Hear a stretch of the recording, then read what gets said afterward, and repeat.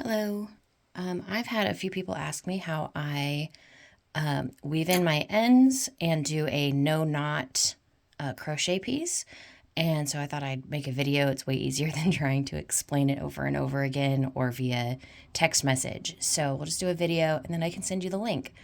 I've never made a video tutorial, so please excuse my poor videography and things like that. I'm not a YouTuber. I have a really janky setup here. I'm not going to edit this. Sorry about all of that kind of stuff. So what I've done here is just made a small sample swatch. Wow. I should probably not do this before I have coffee in the morning.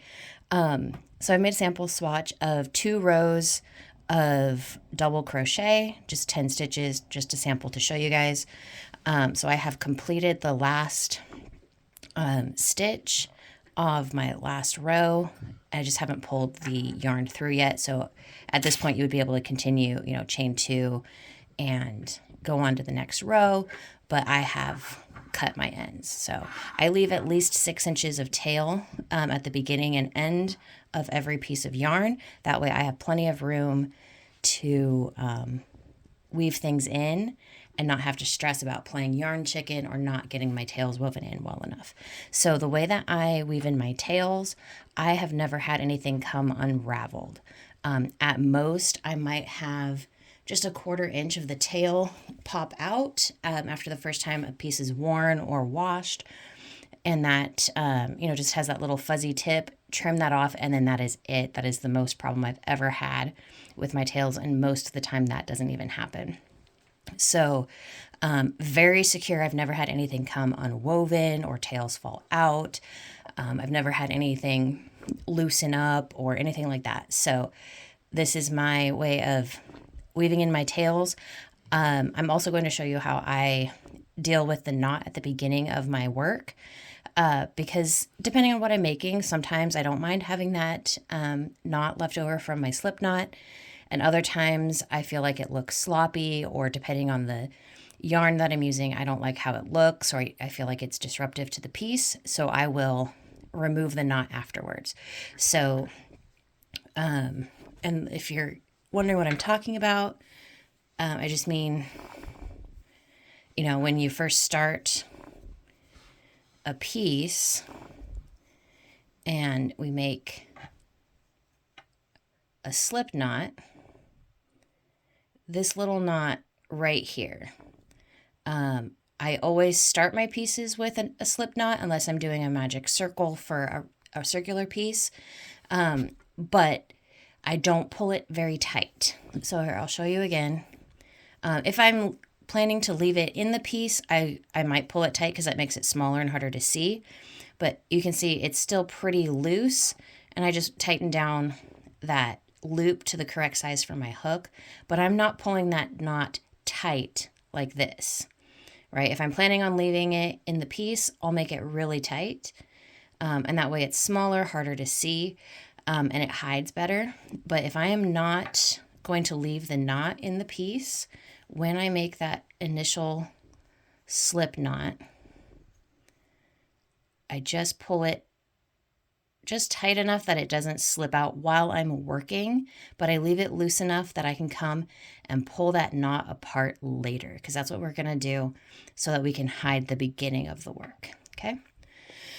So first thing I'm going to show you is how I deal with the tails at the end of my work. So here is that final stitch at the end of my piece, and I'm just going to pull that tail through. I'm not going to do an extra loop. You can if you want to. Either way is fine. Some people will do a chain 1 and then pull through, but that does kind of create a little bit of a knot right here. So I'm going to show you how to do this without having any visible knot. So I just pulled it through after completing that last yarn over and pull through 2. And then I'm putting my yarn onto a tapestry needle. Okay, so I'm going to pull this piece of yarn over. I'm not pulling it tight. I'm not tightening it down. I'm just pulling it over to straighten out the top of this stitch right here, just so that I can see what I'm doing. And I want the top of the stitch to kind of look like that. And it's going to end up with a little bit of a loop on the outer edge here, which is what we're looking for. So what I'm going to do is weave in my ends in such a way that you can't really see it. I even have a really hard time figuring out where I ended a piece, especially when I start my rows with a standing stitch instead of a chain 2 or a chain 3. And so I have to, familiarize myself with what the front and the back of a stitch looks like to figure out where a row ended, because it's so hard to find the end of a stitch. So I'm going to try to do this left and right-handed to keep my hands out of your way. So if it looks a little bit clumsy, it's because I am not left-handed at all. So here, what I'm going to do, let me pull this back into place. So you have these 2 loops right here. I'm going to go up through that second loop. And the trick to weaving in invisible ends is to not pull things super tight. So as I pull this piece, I'm just pulling until that top piece falls into place, right? I'm not going to pull it super tight.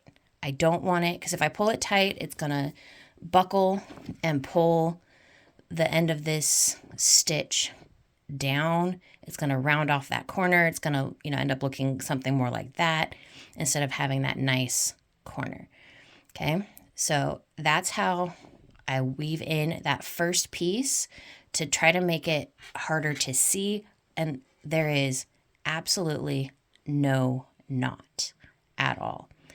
So the next thing I'm going to do is I weave in my yarn in such a way that I try to hide it or make it look like it's part of the stitch, almost like it was stitched in as we were going and that there was no end. Instead of, like, some people will just like run their needle through one way, the other way, a couple of times, maybe up and down, which is very secure. But in my opinion, sometimes it can be visible. It can make that part of the fabric look a little bit off. And I just don't like doing it that way, especially if you have multiple colors. If these were 2 different color rows, you would have to be careful not to go into the next row and see it. Or if we were doing like a double-stranded piece where you're using 2 different colors of yarn, doing that can make it more obvious because you see these streaks of color going in weird directions that don't match up with the rest of the piece. So doing it this way, I have done this with solid color, single strand. I've done this with variegated yarns. I've done this with,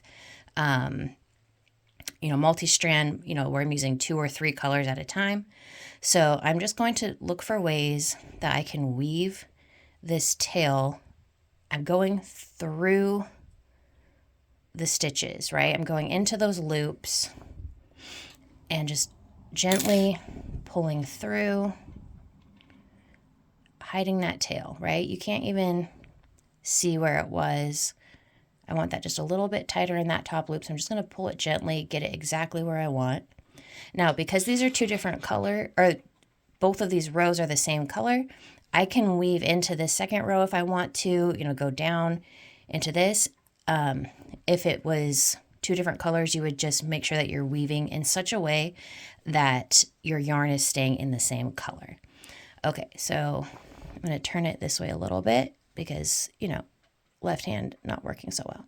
So again, I'm just going through these loops here, and you don't have to do it exactly like in this particular order. Every time I do this, it is a little bit different. I don't necessarily have like a formula for how I do this. I'm just looking for ways of hiding that yarn.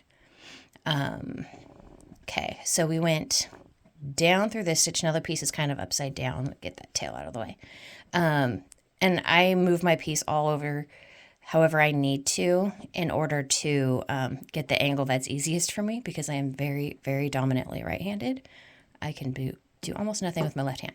So here I'm going under the 2 bottom loops right? So that's the direction that the piece was made, right? Crocheting this direction, going underneath those 2 bottom loops of this piece. And notice as I'm doing this, I am not pulling anything tight, right? I'm just pulling snug enough that that piece of yarn disappeared. You can, right? And now it just kind of looks like part of that top loop from the previous row. You can't even really see it. And now here, I'm just kind of shove the needle up through the middle of that stitch, and it's coming out between the 2 top loops of the stitch, right in the middle of that V shape. And when I do it this way, what's happening is sometimes it just goes in between all of the different loops in the piece or in the stitch. And sometimes it'll kind of split the yarn and go in between pieces. Sorry, I'm getting my tail all tangled up here. Okay. And if it ends up splitting the yarn, that's actually a good thing because that makes it more secure. So notice I just pulled that until that little loop popped through, and now you can't even see where that yarn was. You cannot see, at least I cannot tell a difference between any of these pieces. So now I'm going to go down into this other stitch right next to it, and I'm just shoving it in between those 2 top loops. Okay, move that tail out. We have that V shape from that at the top of that double crochet. I'm just going to put that needle right in between it and kind of run it right down where that other stitch comes out, just right in that hole. And I'm just going to try to run this through the stitch, and you can see it's kind of splitting some of the yarn, and it's going to come out right there. Okay, and now again I'm just going to pull until that piece disappears. You can't even see it. If you're really looking for it, you can kind of see that piece right there at the top. But when your piece is all finished, unless you are really, really looking at every tiny little stitch, you are not going to see that. Even if you were to do like a back post stitch behind this or something like that, where it's going to turn this to make it look braided, it's really not going to stand out that you have that. And you can pull it down just a little bit more if you need to, and it hides it even more. So the trick to this is being gentle. The more tightly you pull things, the more that it's going to buckle your piece. And that's true for any method that you use for weaving in your ends. The tighter you pull, the more it's going to be obvious. Okay, and so when you're weaving in your ends, you want to go in as many directions as you possibly can. And the reason for that is if it's all in one direction, it's going to be super easy to pull out, right? So if we just took our yarn and like ran it through the bottom loops of all of these stitches and just called it good, then we would have that problem of it potentially pulling out. But the more that we go back and forth in multiple directions, the harder it is for the yarn to come undone. So I'm just going to go back up through another stitch, and I'm just kind of weaving it in between the loops, kind of through the loops, back up through. Okay, so I've gone through 3 stitches, right? 1, 2, 3 stitches. And again, I've only pulled it tight enough to make that tail just drop into place where you can't even really see it. You might be able to see like these are just slightly bulkier than the stitches before them.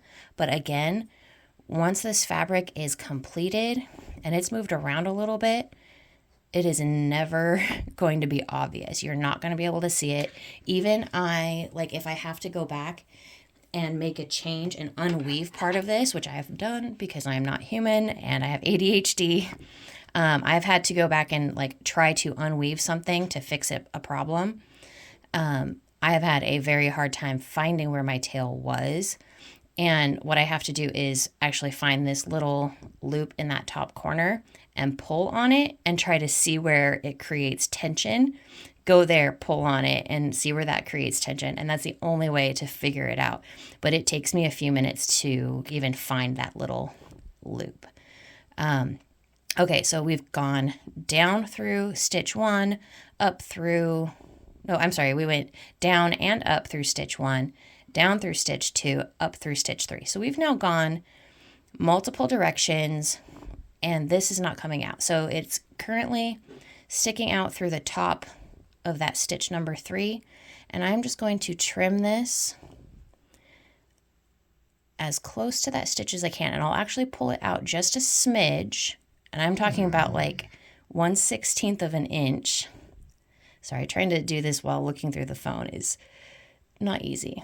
I'll pull it out just a smidge to create just a little bit of tension, and I will trim that piece off. And then give that stitch just the slightest tug until that fuzz drops down into the stitch. And now you cannot see where it got woven in. And when this gets worn, washed, moved around, that little tail piece might pop out somewhere like right here in that middle, and you just trim it off and it will lock in.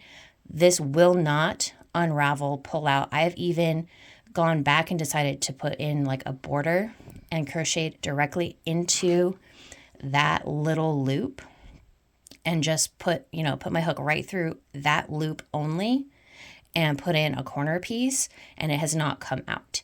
So so it is very secure. You're not going to really be able to see it. It doesn't stand out. There is no hard knot or anything like that. So that's how I end my piece. That's the very end piece. Even if this was like in the middle when I'm doing a lot of color changes, I typically don't weave in my ends as I go, because I feel like that's how I lose my tapestry needles, picking it up and putting it down. So I prefer, whenever possible, to leave all of my tails until the very end and then weave them in.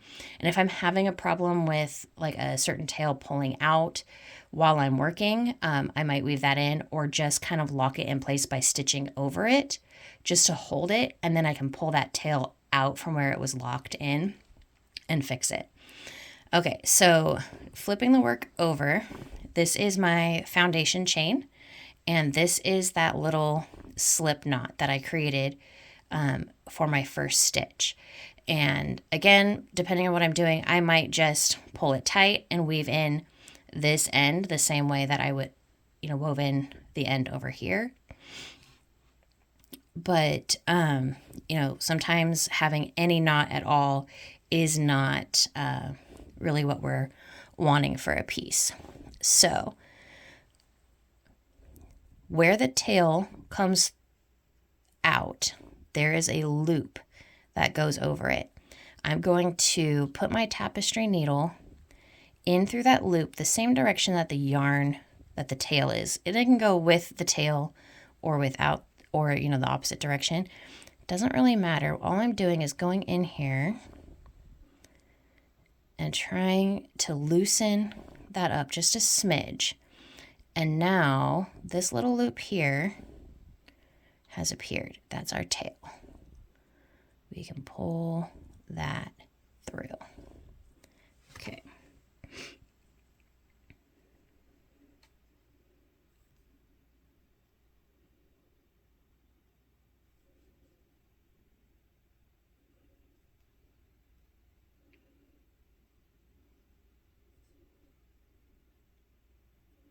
Sorry, the yarn went through, it split the yarn before, so it didn't actually come through that whole loop. Okay, so there we go.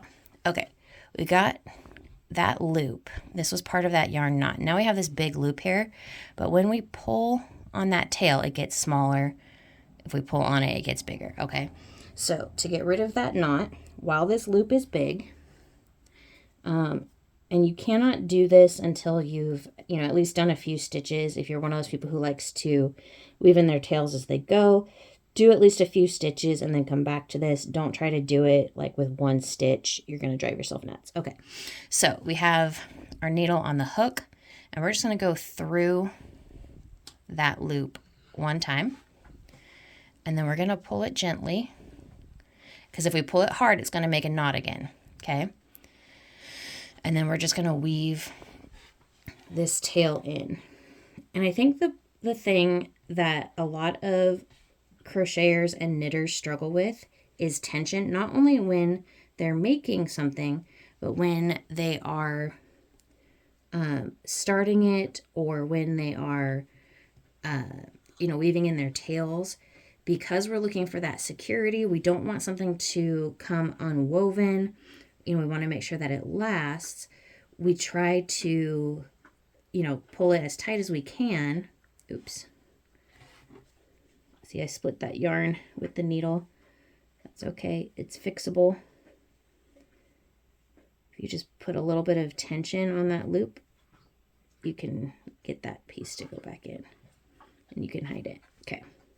See there, that little tail popped out right there from before. We're just going to trim that a little bit. That happens just as the fabric stretches. So we're just going to trim that off right at the surface of the piece. And now you can't even see it anymore.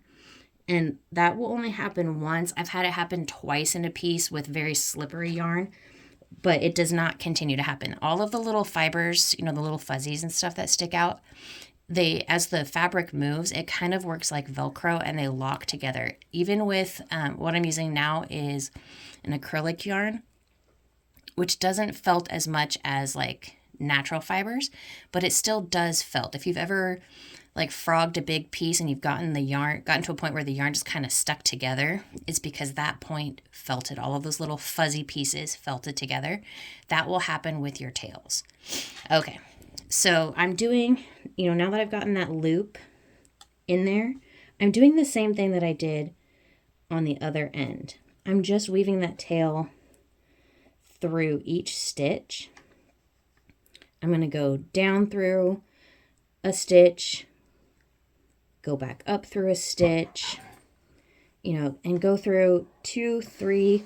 If you're really concerned that you're going to end up with your piece unraveling, go through 4 or 5 stitches, however much you need to feel secure. But notice I don't like how that one turned out. Sorry. And that's the nice thing about doing it this way also, is you can see where your yarn is going, and you can make little corrections. If it didn't quite hide the way you wanted to, that's okay. Not a big deal. I'm just going to go back up through this one because I don't feel like I can hide in that one.